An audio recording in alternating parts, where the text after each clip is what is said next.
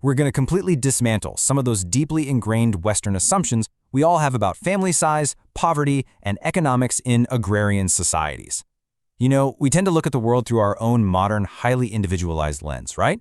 But when we do that, we completely miss the hidden, honestly brilliant logic driving how other societies organize human survival. So, get ready to rethink basically everything you thought you knew about wealth and family. Okay, let's dive right into Section 1, the myth of the impulse.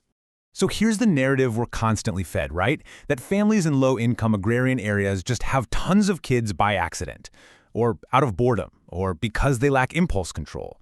But honestly, the reality is entirely different. This mainstream view is just, well, it's a fundamental misunderstanding of how welfare is actually socially produced in these communities.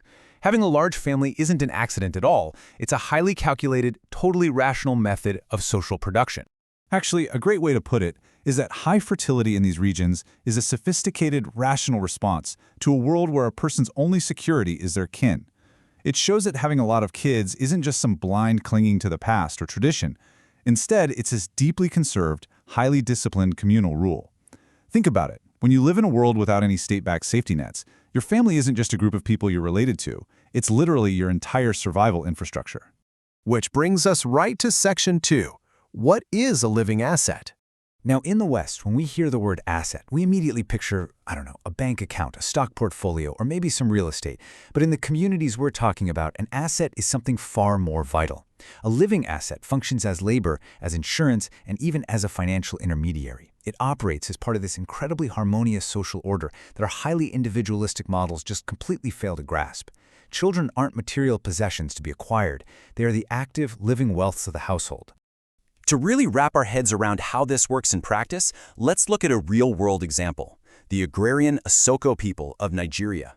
In this community, the whole concept of the living asset is put into motion incredibly early. We're talking about kids being fully integrated into the household economy starting as early as 5 years old. 5! And this brilliantly illustrates the mechanics of that integration. A child's labor is basically divided into two buckets. You have directly productive tasks, things like helping clear the bush and till the ridges for farming. But then you have the indirectly productive tasks, which are arguably way more important. Fetching water, gathering firewood, minding the younger siblings. Why is that so crucial? Because a child doing these indirect tasks completely frees up the adults to handle the heavier, more lucrative labor. It's like a multiplier effect. A 5-year-old watching a toddler effectively multiplies the entire family's economic output. Okay, let's shift gears from physical labor to Section 3, the architecture of harmony. So we've talked about the deep economic theory, but now we need to look at the cultural and philosophical glue that actually holds this whole shebang together. And that glue is perfectly encapsulated by the African philosophy of Ubuntu. It translates roughly to, I am because we are. Under Ubuntu, the family isn't just people you share a roof with. The family acts as the court of law, the primary economic partner, and the moral compass all at once. The destiny of the individual simply cannot be separated from the destiny of the tribe. And we can see the measurable, real-world impact of this philosophy. Take rural Ghana, for example, where research shows that a higher endorsement of Ubuntu norms actually correlates directly with lower rates of child neglect. This is intentional communal responsibility in action. Because the village literally raises the child belongs to the entire social fabric.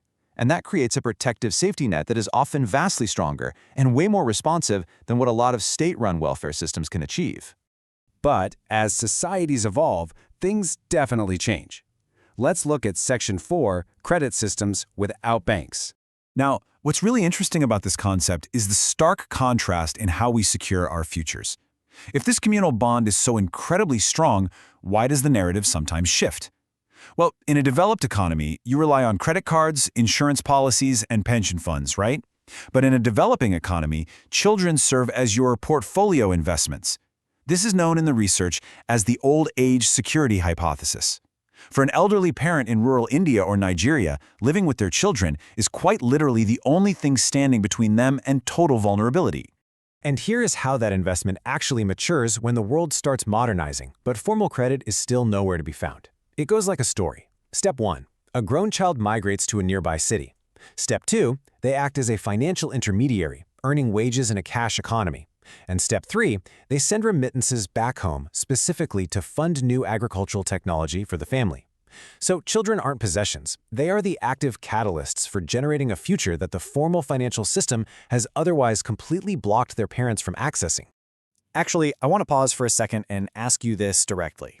If your society lost its entire social security and pension system tomorrow, I mean, no 401ks, no government checks, no Medicare, who in your life would you truly be able to rely on for your day-to-day survival? Let me know in the comments below.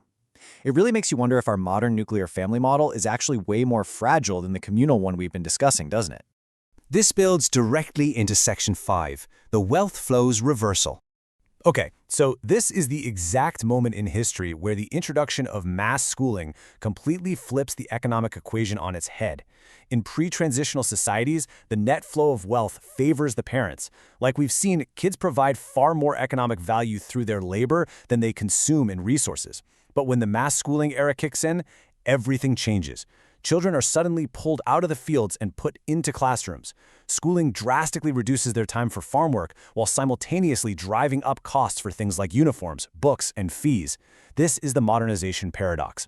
It mathematically turns children from vital economic assets into strict financial liabilities. Yet, and this is wild, despite this massive financial burden, parents in these communities continue to sacrifice literally everything to educate their kids. They view it as an investment against the future. They practice this form of social parenthood, hoping that an educated child will eventually be equipped to care for them in their old age, maybe even buying the house or the car the parents could never afford themselves. It's a deep, profound fund of aspiration and mutual care that simply cannot be measured by a Western economic stopwatch. Which brings us to our final conclusion in Section 6, beyond the material. So the absolutely crucial point here is this. We have got to stop thinking about poverty strictly as a lack of resources and start recognizing it as a completely different way of organizing human connection. Large families in these regions aren't some kind of glitch in the economic system, they are the system. When someone claims the poor have children because they lack work, remind them that children are the work. They are the work that makes life possible in a world entirely devoid of safety nets. Ultimately, the whole concept of the poor parent is just wrong. It's not that these families aren't struggling materially, they absolutely are, but they're operating on a living principle. This principle deeply values the dialogical interaction and the immense emotional utility of the parent-child bond just as much as any economic return. We misjudge them because, frankly, we're looking at their wealth through the completely wrong lens. For those living in these communal orders, a child ensures that a person is never cut off from personal immortality. Children are, quite literally, the memory of the ancestors and the hope of the unborn. In this conserved life, bringing a child into the world isn't an accident. It's a deeply sacred act of social construction. It is the fundamental rule that keeps the village alive and breathing when the formal economy totally fails them. I want to leave you with this final, provocative thought. As we look at our modern, highly individualistic systems, with our bank accounts and, honestly, our isolation, are we missing a vital layer of human harmony? Think about it. If this explainer sparked your curiosity, make sure you hit that subscribe button, because next week we're diving even deeper into the incredible social capital of the Global South. Thanks so much for watching, and keep learning.